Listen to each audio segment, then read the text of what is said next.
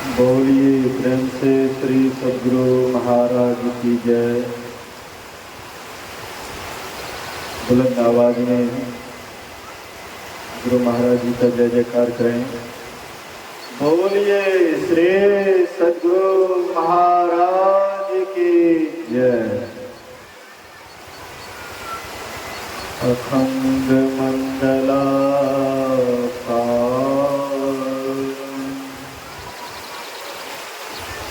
व्याप्तं येन चराचरं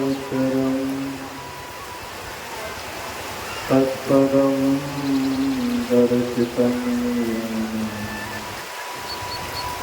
तस्मै श्रीगुरुवे नमः। धन्य धन्य सद्गुरु सुखद महिमा कही न जाए। जो कुछ कहो तुम्हारी कथो न बताए।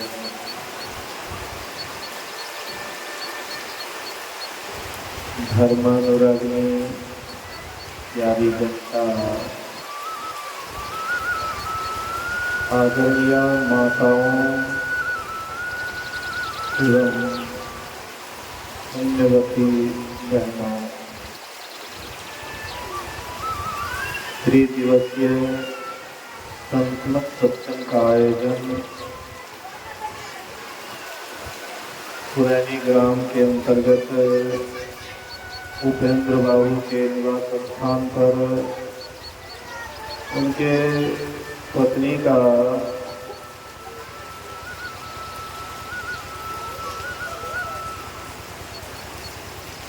अकाल संसार को छोड़कर चले जाने के अवसर पर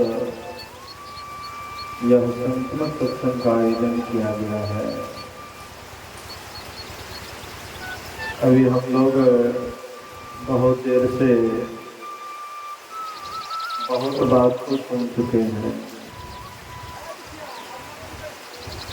पाठ में जो विषय हुआ है, आज का जो पाठ होना चाहिए वह अंतिम में गुरु महाराज जी के वचन को आपने सुना। योग हृदय में वासना का निवास है तो क्या, सत सरल युक्ति पासना और पाप है तो क्या। योग किसे कहते हैं? योग का साधारण अर्थ होता है मिलान या जोड़ना। तो किससे हम मिलान करेंगे, किससे हम जोड़ेंगे? तो सबसे पहले समझिए कि हम बिछड़े हैं किससे। जब तक कारण को नहीं समझेंगे तब तक उसका निवारण नहीं होगा। कोई भी हम कार्य करते हैं उसके पीछे कारण होता है। जो कारण को ठीक ठीक समझ लेंगे उसके जीवन का निवारण हो जाएगा। तो कारण क्या है? तो हम आप बिछुड़ गए हैं किससे? परमात्मा से, या कहिए हम अपने आप से बिछुड़ गए। जब से हम अपने आप को भूल गए, अपने आप से बिछुड़ गए, तब से हम संसार को अपना समझने लगे, शरीर को अपना समझने लगे। ये शरीर, ये संसार अपना नहीं है। शरीर में हम आप हैं। हम आप को ही मिलाना है। हम अपने आप को मिलाना है। तो किससे मिलाएंगे? गोस्वामी तुलसीदास जी महाराज विनय पत्रिका में लिखते हैं, जीव जमते हरिते बिलगान्यो, तबते देह गेह नि जान्यो, माया बस स्वरूप बिसरायो, यही भ्रमते नाना दुख पाए। गोस्वामी जी कहते हैं कि जीव जब से अलग हुआ, प्रभु परमात्मा अपना मालिक से जब से यह अलग हुआ, तब से यह शरीर और संसार को अपना समझने लगा, और इसी के कारण से ये बहुत दुख को झेल रहा है। आज तक संसार में किसी को आप सुखी देखे हैं? जो भी संसार में देखते हैं, संसार के प्राणी पदार्थ के पीछे आज तक जो भी चला है वह सुखी ही हुआ है। हाँ, सुखी कौन हुआ है? जो अपने अंदर चला है, अपने आप को जाना। तो गोस्वामी जी कहते हैं जीव जब से हरि से अलग हुआ, प्रभु परमात्मा से जब से यह जीव अलग हुआ, तब से यह शरीर और संसार को अपना समझने लगा। जीव जबते हरिते बिलगानियो, तब से गेह गेह निज जानियो, माया बस स्वरूप बिसराइयो। माया के वशीभूत होकर के अपने स्वरूप को भूल गया, यही कारण नाना दुख पायो। इसी कारण से ये नाना प्रकार से दुखी हो रहा है। तो ये दुख कब तक लगा रहेगा? हम आपके पीछे यह दुख कब तक लगा रहेगा? जब तक हम जहां से बिछड़े हैं वहां नहीं चले जाएं, तब तक यह दुख लगा रहेगा। बोलिए श्री सद्गुरु।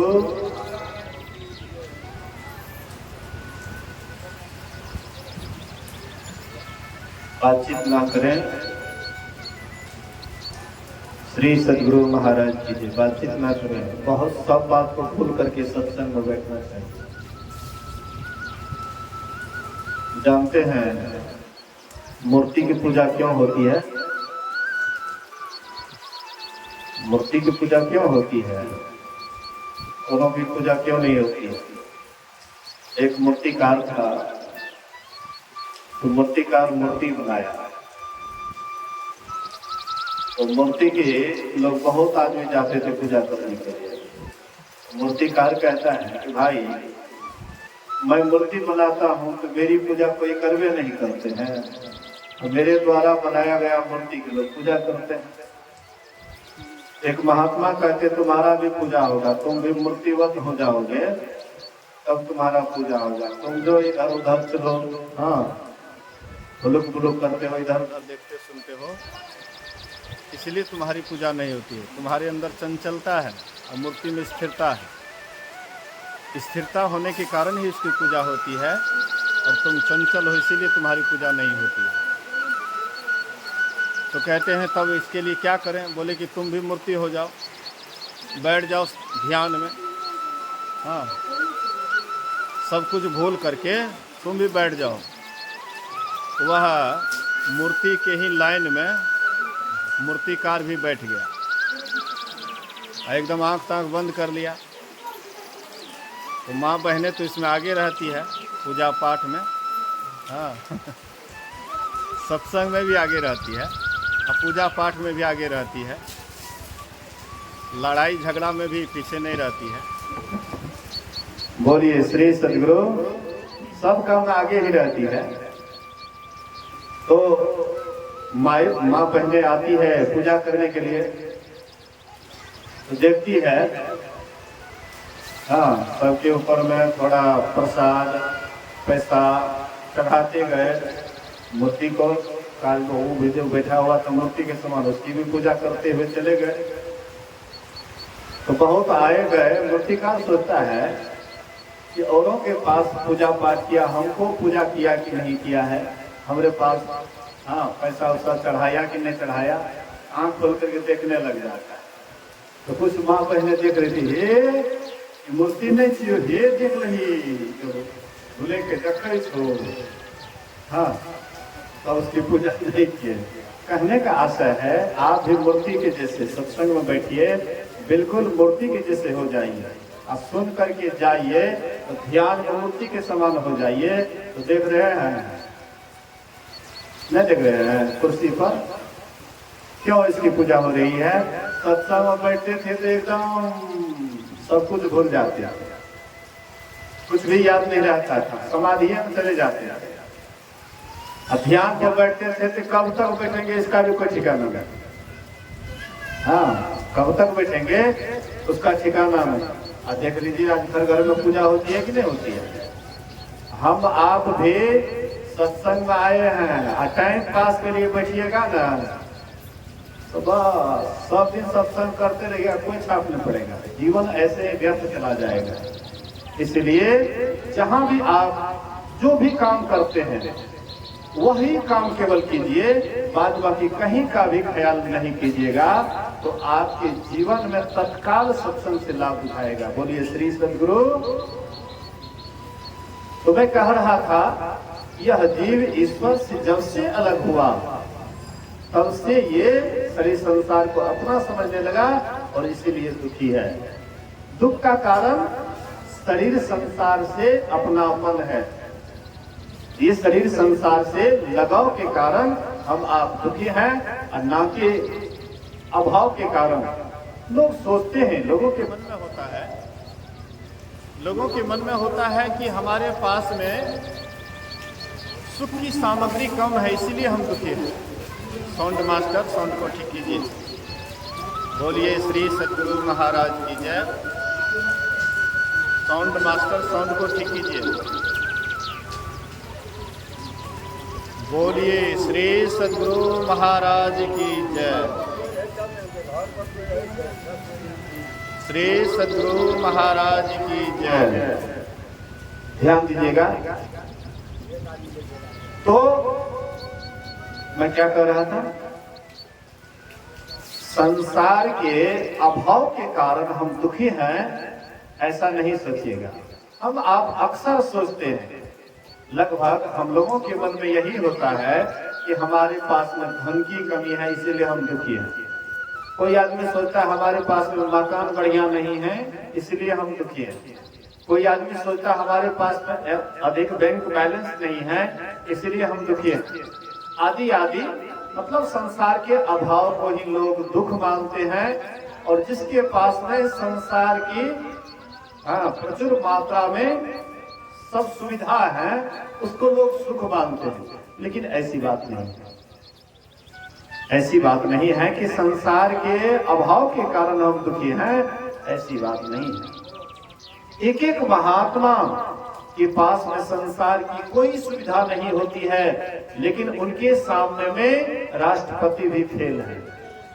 वे इतने सुखी हैं उसके सामने राष्ट्रपति भी फेल है क्योंकि वे अपने अंदर फंसे हुए हैं, अपने आप को जानते हैं, इसीलिए वे सुखी हैं। कोई कोई महात्मा राजपाट करते हुए भी अपने अंदर चले गए तो वे सुखी हो गए, और नहीं तो बाद बाकी चाहे धनी हो या गरीब हो सब अपने को दुखी मानते हैं। इसलिए दुख का कारण संसार का अभाव नहीं, दुख का कारण है अपने आप की विस्मृति, अपने आप को भूल जाना, अपने आप को भूल जाना ही यही सबसे बड़ा दुख का कारण है। यही अपने आप को दुख से छुड़ाने के लिए कि हमारे पास में जितना भी दुख है सभी दुख छूट जाए, सभी दुख से छुट्टी हो जाए, इसी के लिए ब्रह्मा जी गए थे बहुत ऋषियों के पास और एक ही सवाल था कि संसार के लोग जो दुखी हैं ये सभी दुख से कैसे छूटे, इसका क्या उपाय है। ब्रह्मा जी देखते थे जहां ज्ञानियों का झुंड है वहां जाकर के प्रश्न करते, तो ज्ञानियों ने कहा कि लोगों के पास में ज्ञान का अभाव है इसीलिए दुखी है। जहां पर देखे योगियों का झुंड है, ध्यानियों का झुंड है, ध्यानियों के पास गए और वहां जाकर के यही सवाल करते हैं। शिव जी कहते हैं ये संसार के जीव जो दुखी हैं दुख से छूटने के लिए क्या उपाय है। उन्होंने कहा योग या ध्यान। ध्यान के कारण, ध्यान नहीं करने के कारण वे दुखी हैं। लेकिन ब्रह्मा जी दोनों में से किसी से संतुष्ट नहीं हुए। अंत में आते हैं महायोगेश्वर भगवान शंकर के पास और महायोगेश्वर भगवान शंकर से भी यही सवाल करते हैं ये संसार के लोग जो दुखी हैं, इनके दुख से छूटने का क्या उपाय है। कोई योग को विशेष बतलाते हैं, कोई ज्ञान को विशेष बतलाते हैं, लेकिन आपका क्या मत है, आपका क्या विचार है। भगवान शिव कहते हैं कि हे ब्रह्मा जी, अवश्य तुम्हें चिंता होगी। जैसे माँ जैसे माँ बच्चे को जन्म देती है तो बच्चे के लिए अपना सब कुछ लुटा देती है। बच्चे के सुख सुविधा के लिए अपना सब कुछ लुटा देती है, सारा सुख सुविधा लुटा देती है बच्चे के पीछे, कि किस तरह से हमारा बच्चा पढ़े लिखे, विद्वान बने, यशवान बने, धनवान बने, गुणवान बने, आदि आदि के लिए ये सब कुछ बच्चे में अर्पण कर देते हैं। तो माँ तो केवल संसार भर ही सोचती है कि संसार में मेरा बच्चा कैसे आगे बढ़े। लेकिन जो ब्रह्मा जी हैं, ब्रह्मा जी विशेष ज्ञानी थे, इसीलिए उनके मन में यह सवाल आता है। तो भगवान शंकर कहते हैं ये सवाल आपके अंदर में स्वाभाविक होना चाहिए। लेकिन मेरे मत से, अरे भाई कौन यहाँ पर छेड़छाड़ करता है, कांग्रेसी करता है, यहाँ से हट जाओ तुम लोग, आवाज को बढ़ा के सिटी दे रहा है। हेलो हेलो हेलो हेलो, यहाँ से हट जाइए। गजब करता है, बोलों को छेड़छाड़ करता है। बोलिए प्रेम से श्री सद्गुरु। एक बार सब आदमी जयकार कीजिए। तो उन लोगों को सत्संग सुनने में तो मन नहीं लगता है, लेकिन डिस्टर्ब करने में मन लगता है। पीछे जाकर के बात करेंगे, हाँ, दूसरे को बाधा डालेंगे, सुनने वाले को भी सुनने नहीं देंगे। बोलिए श्री सद्गुरु। युवा कौन है ना, युवा को ऐसे ही चलता है। हाँ, इंद्र, कुत्ता, युवक, तीनों को एक ही तरह का बतलाया। कुत्ता भी देखिएगा खड़े खड़े लगे शंका करेगा। हाँ, युवक भी वैसे है, इंद्र का भी स्वभाव भी वैसे, इंद्र को भी उसी में लिया गया। तो आइए, मैं उधर नहीं जाना चाहता हूँ। हाँ, मेरे कहने का ये आशय है, भगवान शिव कहते हैं कि मेरा तो यह विचार है, मेरा मत है कि ज्ञान के बिना योग अधूरा है और योग के बिना ज्ञान अधूरा है। रामचरितमानस से इसकी पुष्टि हाँ कैसे दिए हैं गोस्वामी तुलसीदास जी महाराज, इसको थोड़ा बढ़िया से ध्यान से सुनिए। कहते हैं धर्म ते विरति योग ते ज्ञाना, अज्ञान मोक्ष प्रद वेद बखाना। कहते हैं धर्म से वैराग्य होता है। धर्म किसको कहते हैं? ध्यायति इति धर्म। कहते हैं जो जिसका आप आचरण कर सकते हैं, जो अपने जीवन में धारण कर सकते हैं, जिससे आपका कल्याण हो, जिससे आपका उद्धार हो, वह रास्ता को आपने धारण किया है, तो यह है धर्म। और धर्म वाला रास्ता को जब धारण करते हैं, अपने जीवन में धारण करते हैं, उससे वैराग्य होता है।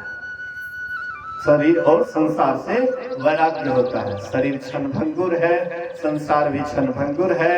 5 तत्व से शरीर बना है, संसार भी 5 तत्व से बना है। हाँ, क्षिति जल पावक गगन समीरा, पंच रचित अति अधम शरीरा। 5 तत्वों से ये शरीर बना है। एक दिन बना है तो बिगड़ेगा, लेकिन 5 तत्व रहेगा ही। परिवर्तन होता है लेकिन रहेगा। तो ये शरीर भी नश्वर है और संसार भी नश्वर है। यह समझ करके शरीर संसार से ऊपर उठ करके, वैराग्य की स्थिति शरीर संसार से ऊपर उठ करके तब वे योग करते हैं। धर्म ते विरति योग ते ज्ञान। जब वे योग करते हैं, ध्यान करते हैं, अंतर साधना करते हैं, तब क्या होता है? तो असली ज्ञान होता है। ज्ञान 4 तरह के हैं, श्रवण, मनन, निधिध्यासन और अनुभव। श्रवण ज्ञान, अभी हम आप सत्संग सुन रहे हैं, जो ध्यान से सत्संग नहीं सुनेंगे वो कभी भी ध्यान नहीं कर सकता। जो बढ़िया से सत्संग नहीं सुनेंगे वो कभी भी ध्यान नहीं कर सकता है। इसलिए सत्संग सुनने की पहले कला होनी चाहिए। ऐसे सत्संग सुनना चाहिए, इस तरह से सत्संग सुनना चाहिए कि बिल्कुल सब कुछ आपके दिमाग से निकल जाए, बिल्कुल दिमाग खाली हो जाए, आपका दिमाग बिल्कुल खाली हो जाए। जब ही जिज्ञासा होई चित कठोर आनी, मृग जो सोनत नाद श्रवण सुकहिए। जैसे मृगा बांसुरी की आवाज को सुनने में इतना लवलीन हो जाते हैं कि कब उसको व्याधा पकड़ते हैं, क्या करते, सब कुछ वे भूल जाते हैं। ऐसे ही सत्संग वचन को सुनने में इतना लवलीन हो जाना चाहिए कि उसको तनिक भी ख्याल नहीं रहे कि क्या काम खराब हो रहा है और क्या काम बढ़िया हो रहा है, कहाँ पर क्या हो रहा है, कुछ भी ख्याल नहीं हो। तब देख लीजिए उनके अंदर इतना वैराग्य होगा, उनको ध्यान के बिना नहीं रहा जाएगा। तो श्रवण ज्ञान है, पहले सुनिए बढ़िया से, और दूसरा ज्ञान है मनन ज्ञान। जब सुन करके जाइए तो एकांत में चिंतन कीजिए, मनन कीजिए। आंख खुले आंख भी मनन कर सकते हैं या बंद आंख करके भी मनन कर सकते हैं। मान लीजिए बेड पर लेटे हुए हैं, आंख बंद है लेकिन चिंतन कर रहे हैं, मनन कर रहे हैं कि क्या कहा, क्या धारण करने योग्य ज्ञान है, क्या नहीं धारण करने योग्य ज्ञान है। जो आपके दिल दिमाग में बैठ जाए, इस ज्ञान से हमारा कल्याण हो सकता है, मनन के बाद तब उसको अपने जीवन में उतार लीजिए। निधिध्यासन ज्ञान अपने जीवन में उतार लीजिएगा, अंत में अनुभव ज्ञान निश्चित रूप से होगा। अनु मतलब पीछे, भव मतलब ज्ञान। जो सबसे पीछे का ज्ञान है वह अनुभव ज्ञान हो जाएगा। इसलिए ज्ञान भी चाहिए और ध्यान भी चाहिए। भगवान बुद्ध ने कहा, ज्ञान बिना ध्यान नहीं, ध्यान बिना ज्ञान नहीं। जो ज्ञान और ध्यान दोनों को रखते हैं निर्वाण के समीप है। निर्वाण मतलब मोक्ष, छुटकारा। अच्छा बोलिए, तो सब आदमी छुट्टी चाहते हैं कि नहीं चाहते? आप लोग बहुत देर से सत्संग सुन रहे, मन में होता होगा आप घंटा छुट्टी भै जतिए, ओनहो काम धाम करते छे, छुट्टी भै जतिए, बड़ा बढ़िया है। त्या लगे बीच बीच में गप्पो कुछ लगा दे मन में होता है। देखिए, केवल सत्संग से ही नहीं, ध्यान कीजिएगा तो मन होगा, ओ कितना ध्यान आप छोड़ देते हैं, ध्यान से छुट्टी। आप कोई भी काम करते हैं, प्रत्येक काम में आप छुट्टी चाहते हैं। प्रत्येक काम, जितने भी संसार के काम हैं, प्रत्येक काम में छुट्टी चाहते हैं। जैसे फसल पक जाता है तो क्या मन में होता है कि फसल छोड़ दे, ऐसे ही पकते हुए नहीं, सोचते जल्दी जल्दी काट करके छुट्टी करने। और उसके बाद जब खेत खाली हो जाता है तब मन में होता है जल्दी जल्दी बौग करके छुट्टी कर ले। भोग हो जाता है तो फिर छुट्टी हो जाती है, फिर उसका देखरेख होता है, समय से खाद पानी होता है आदि। जो आप मेहनत करते हैं, फिर काटते हैं, फिर बौग करते हैं, फिर उसका देखरेख करते हैं। इस तरह से संसार में आज तक किसी की छुट्टी नहीं हुई। महापुरुषों ने एक छुट्टी को खोजा, जो सबसे मूल छुट्टी है। एक छुट्टी लेने के बाद सब चीजों से छुट्टी हो जाती है, सदा की छुट्टी हो जाती है। वह क्या है? उसी को मोक्ष कहते हैं, उसी को छुटकारा कहते हैं, उसी को निर्वाण कहते हैं, उसी को परम पद की प्राप्ति कहते हैं, निःशब्द कहते हैं, आदि आदि बहुत नाम से उसको जानते हैं। तो वे जो मोक्ष है, वह जो छुट्टी है, वह जो सदा का परम पद है, उस पद को पाने के लिए, उस छुट्टी को पाने के लिए कहते हैं कि ज्ञान और ध्यान जो दोनों को रखते हैं वही निर्वाण के समीप है, उसी को छुट्टी मिल सकती है। इसीलिए सत्संग से ज्ञान होता है, और सत्संग से ज्ञान होगा तो एकांत में बैठ करके ध्यान कीजिएगा। बहुत लोग ऐसे हैं कि सत्संग को मनोरंजन समझते हैं, चले गए सत्संग में, गा बजा लिए और उसके बाद घर चले गए, कुछ करना धरना नहीं है, बस हो गया काम। नहीं देखते हैं एक संप्रदाय वाला गाते हैं तो भर भर दिन तक गाते रहते हैं, सौसे रामायण पढ़ लो और सीता का अगर पत्नी चाहिए जान भी नहीं, 24 घंटा रामायण पाठ करते हैं, ध्यान जब ध्यान से कोई मतलब ही नहीं, 24 घंटा तो एकदम जग जग करके लगता है कि इसी जन्म इसको मिल जाएगा। जगने से न तो अधिक जगने से परमात्मा की प्राप्ति होती है, न अधिक सोने से ईश्वर की प्राप्ति होती है। भगवान कृष्ण कहते हैं जो जिसका शयन जागरण नपा तुला है, जिसका सोना जागरण नपा तोला है, जिसका खान पान संयमित है, वही इस योग में आगे बढ़ सकता है। युक्ताहार विहारस्य युक्त चेष्टस्य कर्मसु युक्त सपनावबोधस्य योगो भवति दुःखः। तो ये योग वृत्ति, ये योग उसी को दुखदायक नहीं होता है जो नित्य नियमित रूप से संयमित ढंग से करते हैं, वही इसमें आगे बढ़ता है। इसलिए ज्ञान भी चाहिए और ध्यान भी चाहिए। एकांत में बैठ करके अपने आप का चिंतन करना चाहिए, अपने आप का मनन करना चाहिए, अपने अंदर धंसना चाहिए, अपने अंदर प्रवेश करना चाहिए। और जब अपने अंदर प्रवेश कीजिएगा तो तब आप देखिएगा कि हम कौन हैं, हमारे अंदर में कौन कौन है, कौन हमारे हितैषी हैं और कौन हमारे दुश्मन हैं। जब तक अंदर प्रवेश नहीं कीजिएगा तब तक आप दुश्मन को भी अपना समझिएगा और अपना भी आपका दुश्मन हो जाएगा। मन ही सबसे बड़ा शत्रु है, हम लोगों का मन ये सबसे बड़ा शत्रु है, और यही मन के कारण हम संसार में अभी तक पड़े हुए हैं।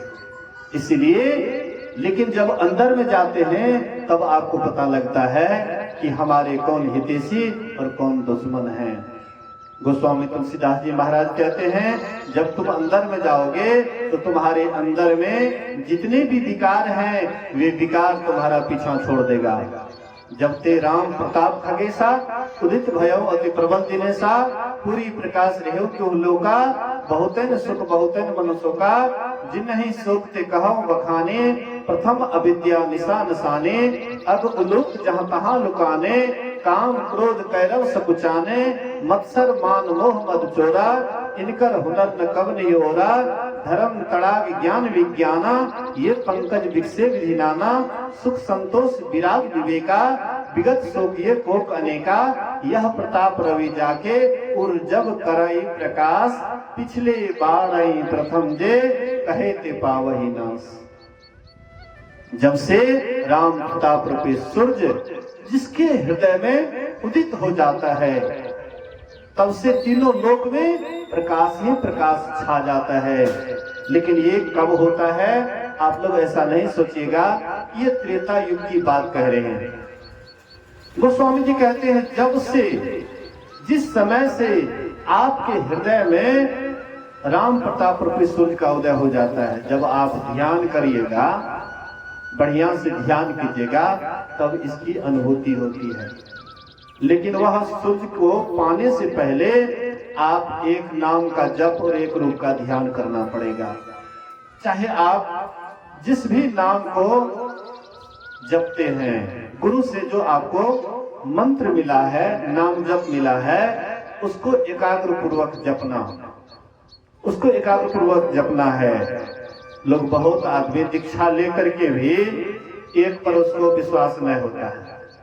एक माता जी कबियाही की रहने वाली थी, मैंने उनसे कहा माई कितना देर ध्यान करती है? बोले कि बाबा लगभग 2 घंटा।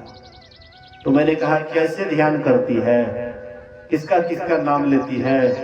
बोले कि बाबा पहले राम का नाम लेती हूँ, उसके बाद कृष्ण को, हाँ कृष्ण का भी नाम लेती हूँ। अभी बीच में शिव चर्चा चला था, बोले कि शिव जी जगत के गुरु हैं, तो उनसे भी ले ली। काली दुर्गा को भी थोड़ी देर उसका भी स्मरण कर लेती हूँ। अंत में गुरु महाराज को, तो मैंने कहा क्या गुरु महाराज जी ध्यान में साफ नहीं, कम से कम धुंधला भी आता है? ऐसे नहीं बाबा, और सब आवे छे, गुरु महाराज नहीं आए। हम बोले गुरु महाराज है वो नहीं करेंगे। गुरु महाराज हाँ ब्रह्मा विष्णु महेश से भी विशेष शीतल है, उनसे भी ज्यादा पवित्र है। ब्रह्मा विष्णु महेश तो हाँ 3 गुणों के अंदर हैं, और जो संत सद्गुरु होते हैं वे 3 गुणों से ऊपर होते हैं। वे संसार के झमेला में पड़े हुए हैं। ब्रह्मा विष्णु महेश, ब्रह्मा का काम है जन्म देना, विष्णु का काम है पालन करना, और शंकर का काम है संहार करना। ये तो तीनों संसार के झंझट में पड़े हुए हैं, लेकिन संत सद्गुरु साधना करके ध्यान करके 3 गुणों से ऊपर उड़ जाते हैं, इनसे भी बड़े हैं। नहीं शीतल है चंद्रमा, हिम नहीं शीतल होए, कबीर शीतल संत जन नाम स्नेही हो।